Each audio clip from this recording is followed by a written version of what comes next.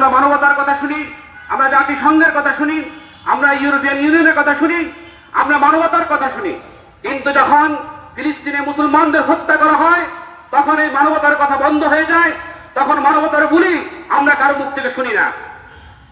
আমাদের দেশে এবং অন্য অন্য দেশে যখন আমরা একজন মানুষ হত্যার বিরুদ্ধে যখন মানুষ ফুঁসে ওঠে তার জন্য আমরা অনেক বিবৃতি দেখি, কিন্তু ফিলিস্তিনে যখন মানুষদেরকে হত্যা করা হয়, কাশ্মীরে যখন মানুষদেরকে অবরুদ্ধ করে রাখা হয়, আর যখন মুসলমানদের কোনো প্রসঙ্গ আসে তখন এই মানবতার কথা আমরা ভুলে যাই এবং যারা মানবতাবাদীর কথা বলছেন তখন তারা নিশ্চুপ হয়ে যান। এটি আশ্চর্যজনক হলো, এটি অবাস্তব নয়। কারণ পুরো পৃথিবীতে দুইটি শক্তির খেলা চলছে।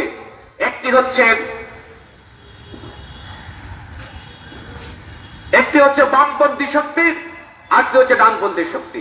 একটি হচ্ছে আলোচ্ছটা, আরেকটি হচ্ছে অন্ধকারের গণঘাটা।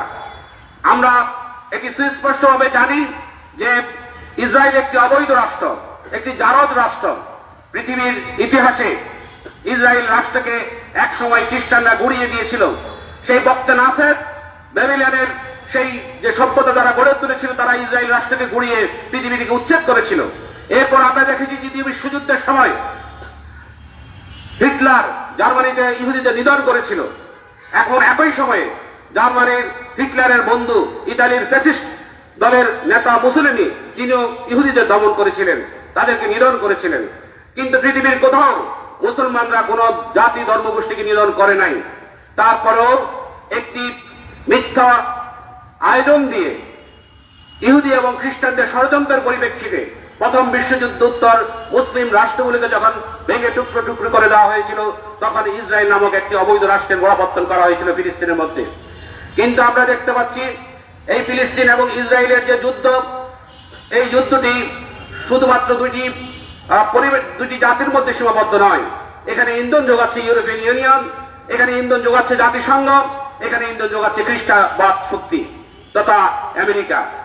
সুতরাং আমরা জানি, আমরা বুঝি কারা এই আন্দোলন, এই হত্যাকাণ্ডের সাথে জড়িত, তারা এই হত্যাকাণ্ডের সাথে প্রতিনিয়ত তারা অগ্নিসংযোগ করছে, প্রতিনিয়ত তারা মুসলমানদের রক্ত নিয়ে হোলি খেলা খেলছে, মুসলমানদের রক্তের সাথে বেইমানি করছে, মানবতার বলিকে তারা উড়িয়ে দিচ্ছে, কারা জাতিসংঘের বিধিবিধানকে লঙ্ঘন করছে, রাষ্ট্রীয় বিধিবিধানকে তারা লঙ্ঘন করছে।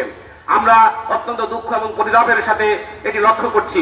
আজকের মানববন্ধনের মাধ্যমে আমরা এর তীব্র নিন্দা এবং প্রতিবাদ জানাচ্ছি। আমরা জাতিসংঘের সকল শক্তিশালী ভেটো প্রদানকারী রাষ্ট্রের প্রতি নিন্দা জ্ঞাপন করছি। আমরা জাতিসংঘের মহাসচিবের প্রতি নিন্দা জ্ঞাপন করছি।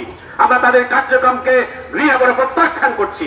আমরা দাবি করছি যে বিশ্বে আবার মানবতা ফিরে আসুক, বিশ্বের মধ্যে আবার মানবাধিকার প্রতিষ্ঠিত হোক এবং তার প্রথম পদক্ষেপ হবে ফিলিস্তিনে একটি শান্তিকামী পরিবেশ তৈরি করা। ফিলিস্তিনি স্বাধীন রাষ্ট্রকে স্বাধীনতার যে দাবি, স্বাধীনতার যে বৈশিষ্ট্য আগে তারা ছিল সেখানে ফিরিয়ে দেওয়া। সুপ্রিয় সুধীবৃন্দ, আমরা ইসরায়েলের এই দখলদারিত্বের বিরুদ্ধে আমরা কোনো ব্যবস্থা নিতে পারছি না। আমরা অত্যন্ত দুর্বল, কিন্তু আমাদের ব্যবস্থা নেওয়ার একটা সুযোগ রয়েছে, তা হচ্ছে পণ্য বর্জন করা। আমরা জানি পৃথিবীতে বড় বড় যে সকল কোম্পানি রয়েছে সে সকল কোম্পানির অনেক কোম্পানির মালিকানা ইহুদিদের দখলে রয়েছে।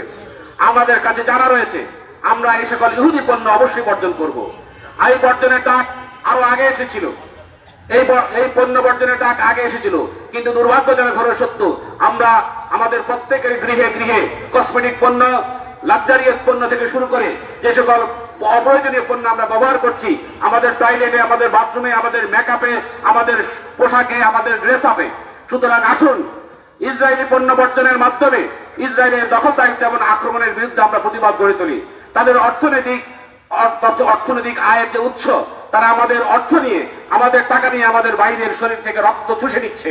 আসুন আমরা এই প্রতিবাদের সাথে সামিল হই। আমরা মানুষ হিসেবে মানুষের পাশে দাঁড়াই এবং ফিলিস্তিনের পাশে দাঁড়ানোর জন্য ইসরায়েলি সহ ইহুদি সকল কর্মকাণ্ড, ইহুদি পণ্যকে আমরা বর্জনের জন্য আমরা যে ডাক দিয়েছি আমরা সকলেই সেটা জানি, কিন্তু সেই ডাকটি তখনই সফল হবে যখন আমরা সকলেই ব্যক্তিগতভাবে আমার ব্যক্তিত্ব পক্ষ থেকে, আমার পরিবারের পক্ষ থেকে এই সংগ্রামে সামিল হব। এই ডাকে যখন আমি সাড়া দিতে পারবো তখনই আমার এই ডাকটি, এই আহ্বানটি বাস্তবায়ন হবে।